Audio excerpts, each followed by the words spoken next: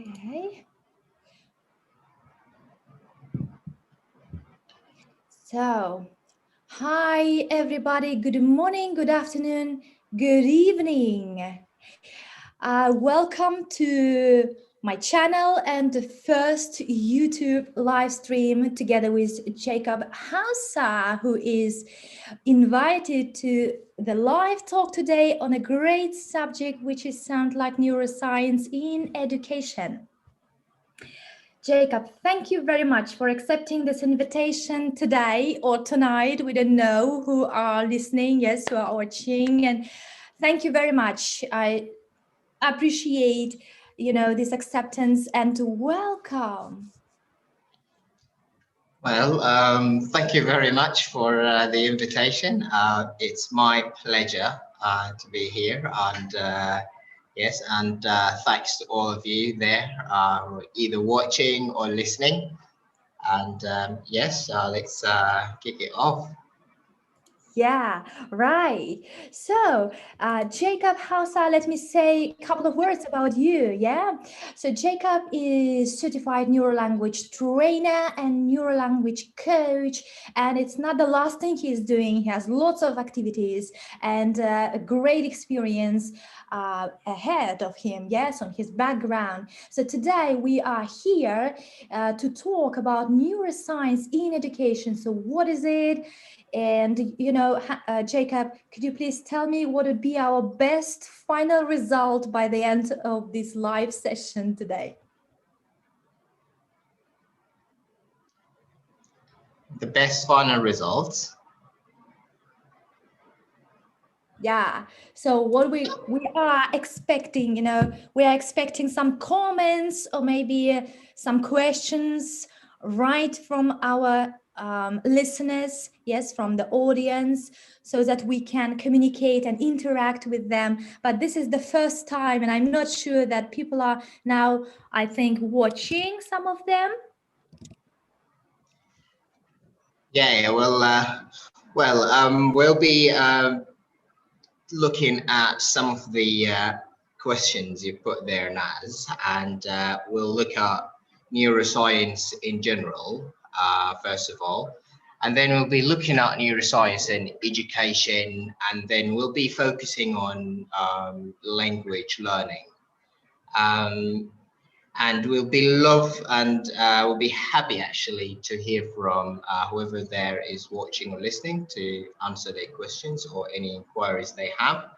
And towards the end, I'll come up with a summary and sum it up in a few takeaway points that will be for learners, educators, and any enthusiasts there who are interested in learning, as we've said, specifically languages.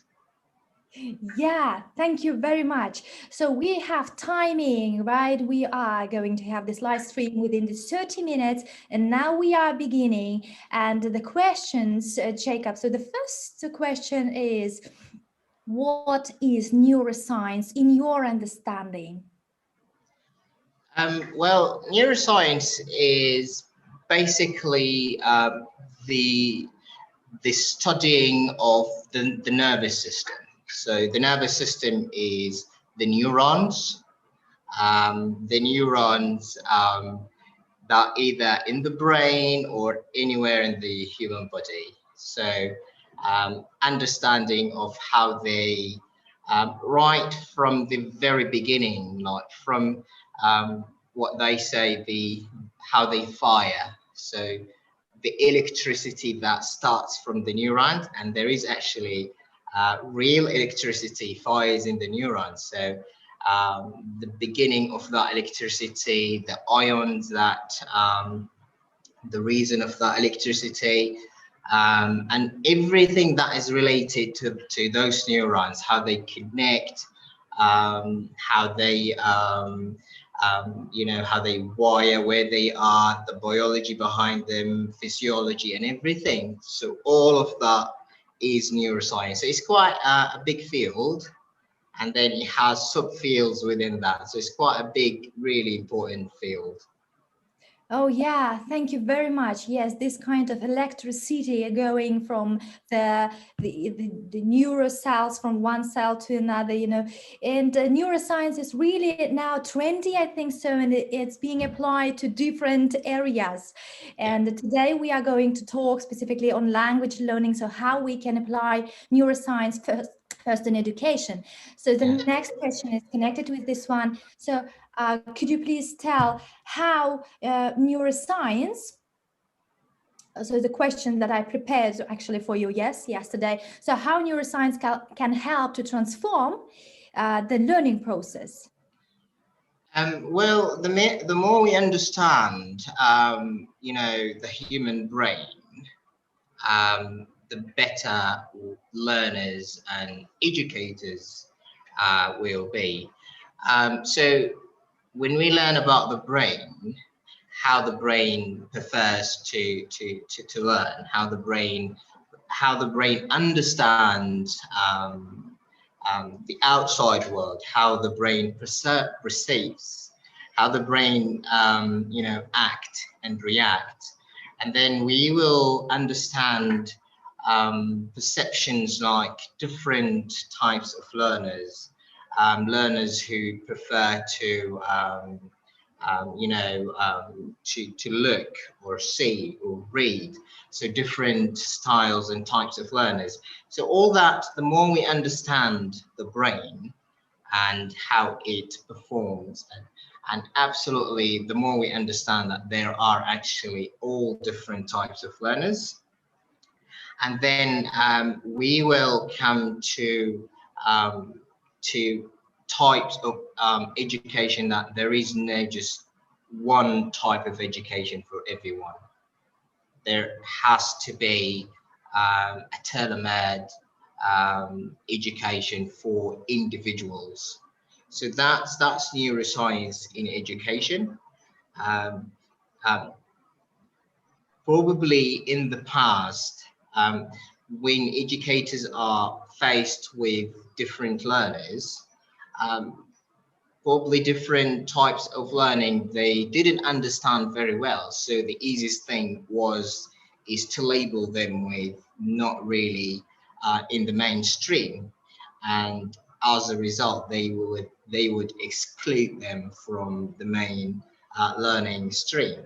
Hopefully, nowadays we are more getting the bigger picture, and therefore we understand now that actually there are different types of learners. So instead of labeling them, we now understand and know more how to deal with them, and therefore we know that actually no, you are, for example, a visual learner.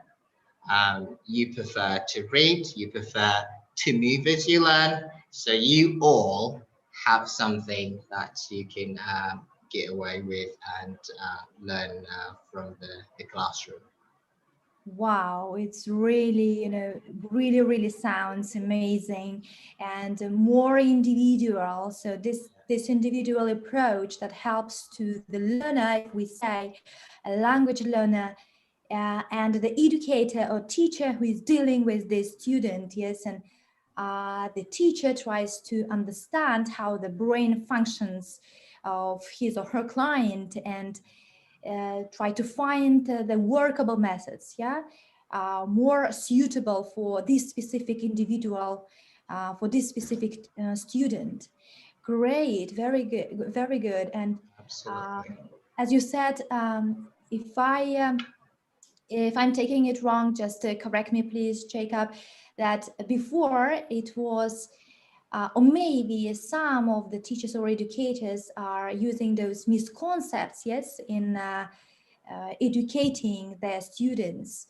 So now nowadays when neuroscience is developing and we have plenty of knowledge how to work with the students, it's really great. Thank you for highlighting this moment.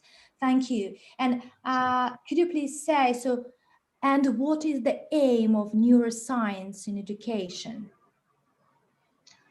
Well, so the aim of neuroscience in education is to shed that light, is to bring that that awareness, and that so to bring to education that all those learners that are different from what we used to know, that are not necessarily not really good for education. So probably neuroscience is bringing for us more understanding, and this is exactly what we need. More understanding, and therefore more acceptance, and in this way that is more efficiency. So more efficiency in the way we move in the way we move forward in education. And that's neuroscience in any field that is it collaborates with, as you've mentioned earlier, Naz, that neuroscience is absolutely in being integrated in so many different fields, and education is one of them. So one of the major things neuroscience is bringing to education is absolutely understanding as more awareness. So definitely more awareness of different types of learners there are in education. And once we get that, and then as I've mentioned earlier, we will have all that tailor-made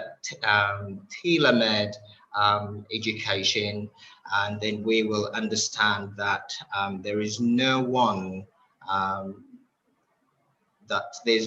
education that, you know, there's no one suit that suits all.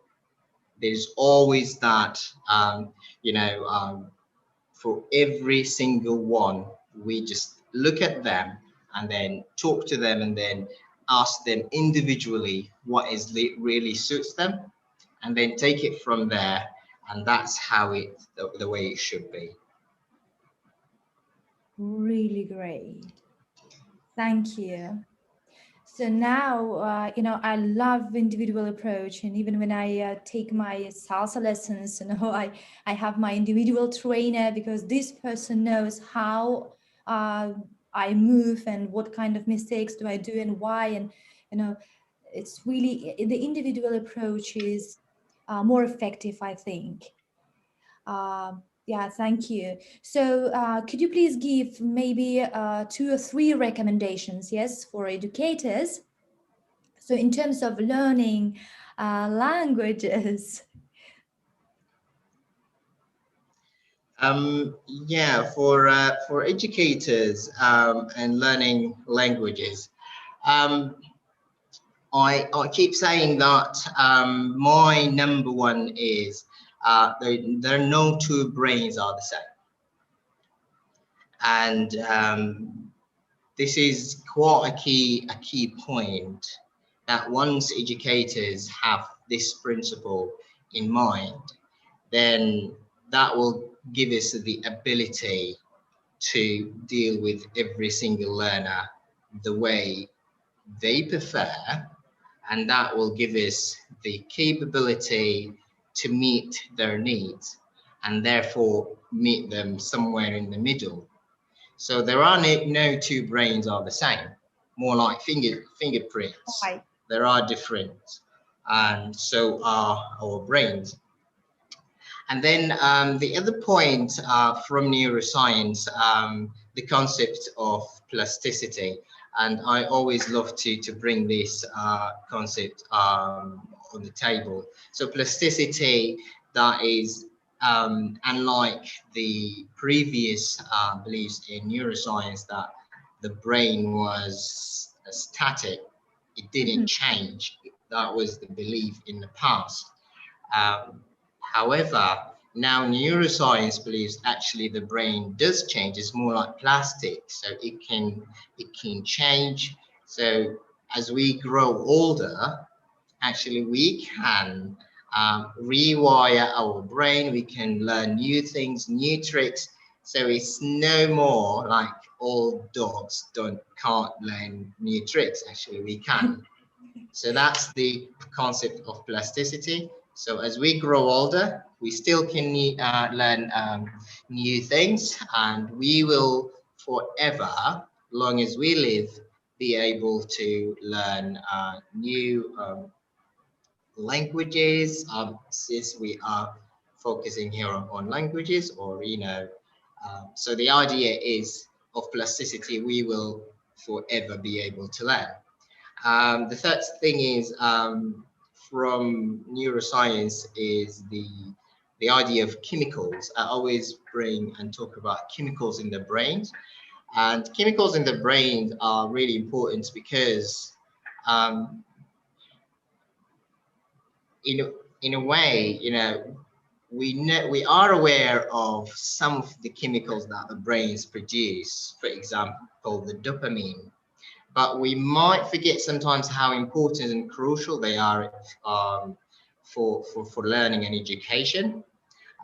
So the more we are aware of their importance in education, chemicals like the dopamine and how important it is in learning, chemicals like cortisol and how sometimes it is against, or how sometimes it blocks the process of learning.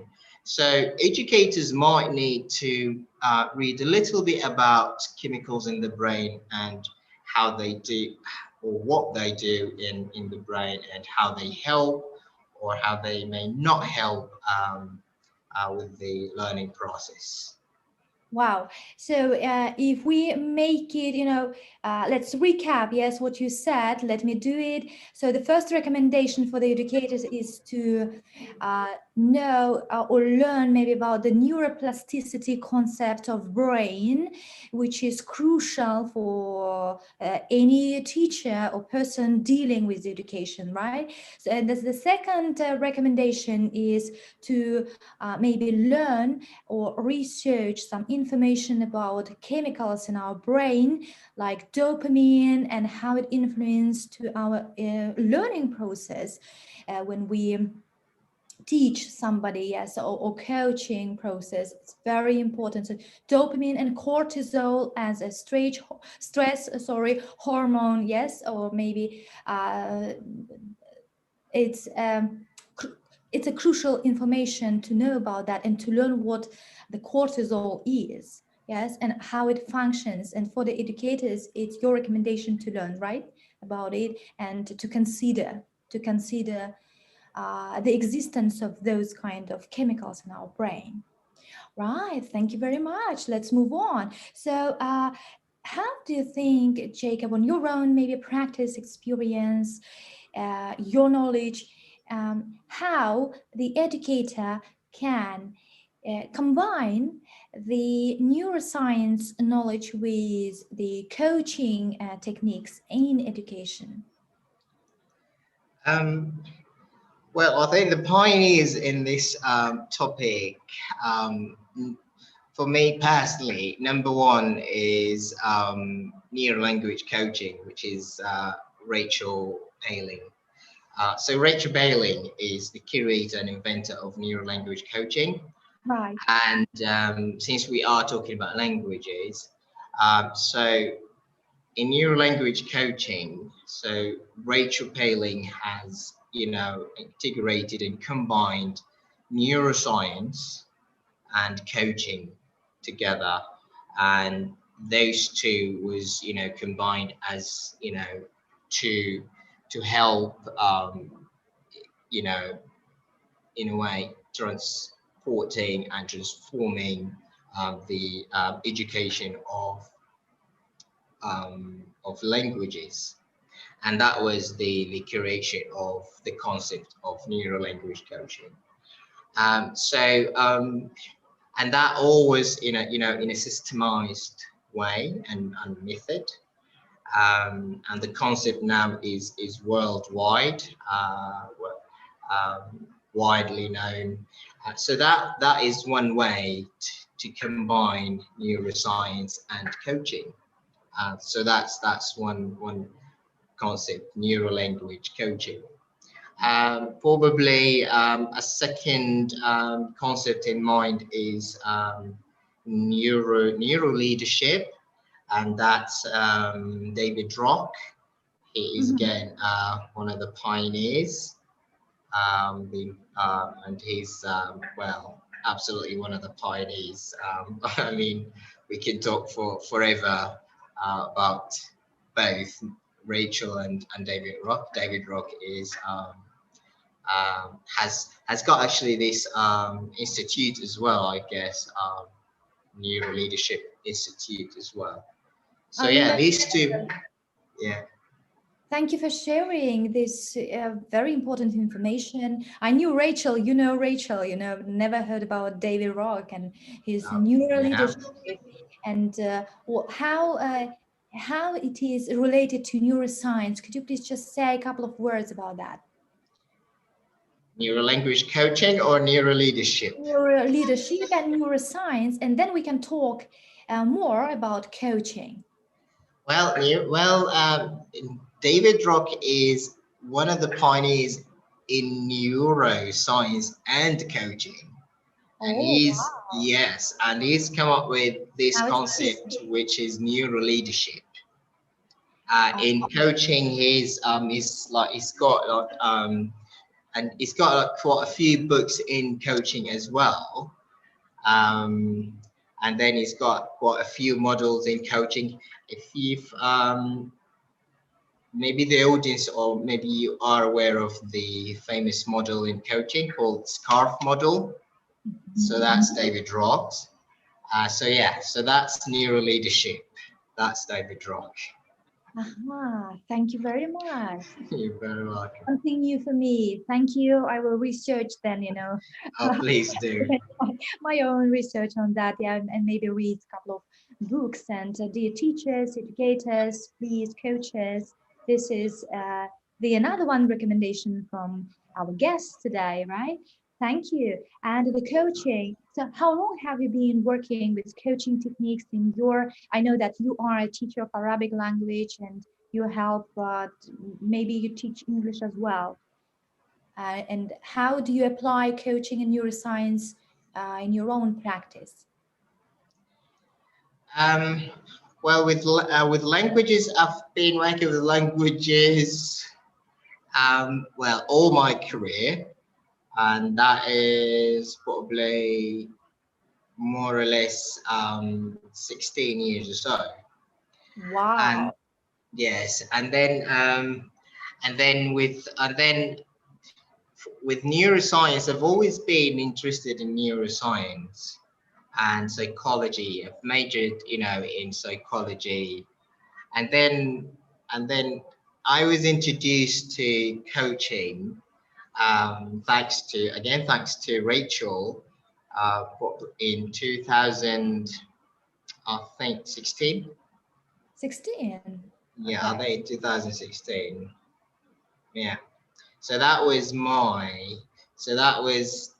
when I was introduced to coaching, and through neuro-language coaching, and that was the beginning. That was the first step, and I, since, I couldn't look back. That was, you just fall in love with coaching and neuro-language coaching, and yeah. Yeah, this program is really amazing, and truly it is. And I like that, and it helps me to see this big picture, how to connect coaching in learning processes, in learning language, and how to bring neuroscience into it, and pay attention to our brain, and to recognize what is going on in my brain and what is triggering now me and in my brain, yes, in my system. Yeah. And it brings the biggest awareness. And as you said in the beginning of our live stream today, that coaching and neuroscience help us to see the big picture. Yeah. It means to raise the awareness, yes, and to get the next level, go to the next level, and from that one level to see what's going on, so we are able to see then. Okay, thank you. We still have maybe 5 minutes, and we are now having this amazing talk to you. Thank you very much, Jacob, for answering to those questions and giving, the sharing the information and giving very important things now. Yes, for everyone who's listening or will be watching the recording of the stream or live talk today. Thank you. So we have now, I think, the last one question for you for today's stream. So 3 recommendations. Could you please give 3 recommendations for educators in terms of maybe educating or maybe learning the languages? So 1, 2, 3 recommendations. Right. In education, and especially in languages, a happy learner is, a learner who will absolutely go all the way to the end. So I would say to all educators out there, if you can make your learner happy, then you wouldn't have to worry about motivation. You wouldn't have to worry about dedication, because your learner will be motivated to the fullest, right? To levels you wouldn't even imagine. And all what you need to do is just ensure their happiness. And that will bring us back to the chemicals in the brain. That's the dopamine. So just ensure your learner is happy. Another point is autonomy and ownership, and that is giving your learner the responsibility. A responsible learner will absolutely be dedicated, and for human beings, and this is again one of the ways our brains love to be in control. So it's always good to give your learner a sense of ownership, and always ask your learner to get involved in building their plans, using and deciding on their goals, what they want to do, how they want to do them. So that's autonomy and ownership again, and that will take your learner absolutely all the extra miles you can imagine. And then last but not least, the tailor-made. There are no two brains are the same. No two brains are the same. What might be good for you, Naz, might not be good for me. It's always good to individualize, ask, and always, look at what is good for every single learner. So these are the three tips: happy learner, autonomous learner, and a tailor-made plan, or a tailor-made, let's say, course for an individual learner. All right. Okay, Jacob. Amazing tips and recommendations. So let me repeat it over and over again, as they are, golden maybe rules even for the educators. So to make sure that our students, our clients, they are happy, and always considering the dopamine amount, how to increase, how to bring, how to maybe to wake up, to wake up something in our brains so that dopamine comes, right?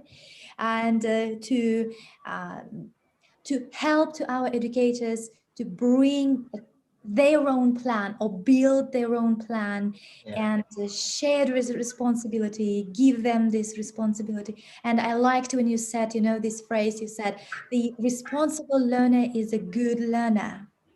Yeah. Yeah, thank you very much for this. And autonomy is really responsible because not the teacher or coach is learning the language, but the client or the students, they are learning. And we are here to raise the awareness and to give this responsibility to grow up people. Absolutely. Yeah.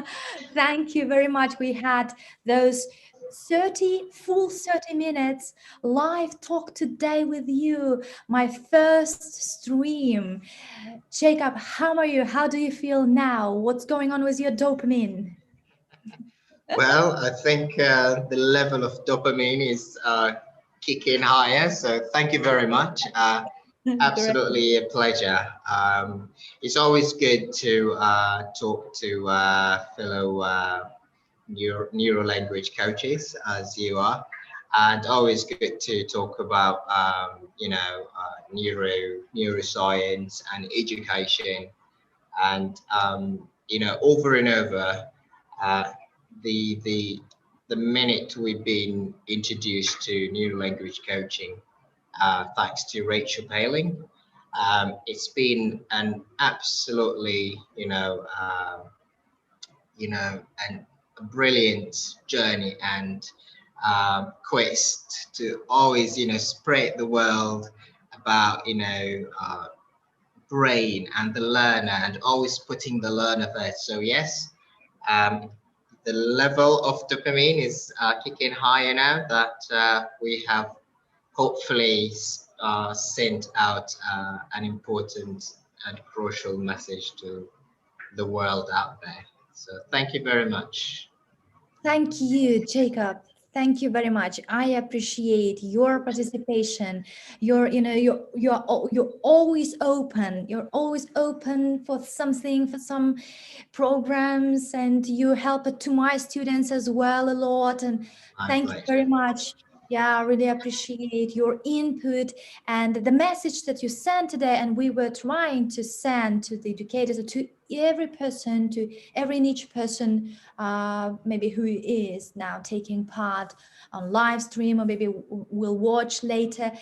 The idea is to share our experience and to share with knowledge that we know, and Jacob is here to do so, right? Thank you very much again.